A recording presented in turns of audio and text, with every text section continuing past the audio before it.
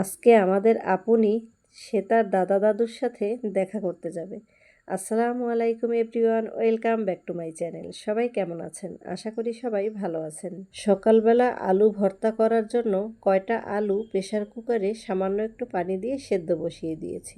সকালবেলা সবাই মিলে চা খেয়ে আলু ভর্তা করার জন্য শুকনো মরিচ ভেজে নিয়েছি। আর এখানে রান্নাও বসিয়ে দিয়েছি। মাছ ধোয়ার জন্য গরম পানি আর ভাত রান্না বসিয়ে দিয়েছি। ভাত রান্না বসিয়ে দিয়ে এখানে আমি পেঁয়াজ, কাঁচামরিচ, ধনিয়াপাতা কেটে রেখে বাঁধাকপি কুচি কুচি করে কেটে নিচ্ছি।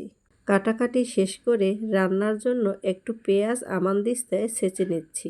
ব্লেন্ডার করা পেঁয়াজ ফুরিয়ে গেছে, তাই আমানদিস্তায় ছেঁচে এখন রান্না করে নেব। এভাবে তাজা পেঁয়াজ রসুন ছেঁচে বা বেটে রান্না করলে তরকারির স্বাদ কিন্তু আরও বেড়ে যায়। আমি এখানে কাজ করছি আর আমার মেয়ে পাশে বসে বসে খেলা করছে।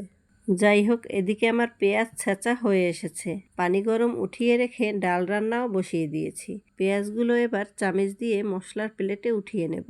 সবকিছু গুছিয়ে রেখে সকালের নাস্তা করতে আসলাম। গরম গরম ভাত দিয়ে আলু ভর্তা, সাথে বাজি আর বোম্বাই মরিচ। এই মরিচটা অনেকে নাগা মরিচ বলে, আমাদের এখানে বোম্বাই মরিচ বলে সবাই। যাই হোক, খাওয়া দাওয়া শেষ করে ডাল বাগার দিয়ে রেখে বাঁধাকপি ভাজি বসিয়ে দিয়েছি। এদিকে আমাদের নাতনি রেডি হয়ে গেছে, সে তার দাদা দাদুর সাথে দেখা করতে যাবে তার দাদা বাড়ি। সে পুতুলের মতো রেডি হয়ে বসে আছে।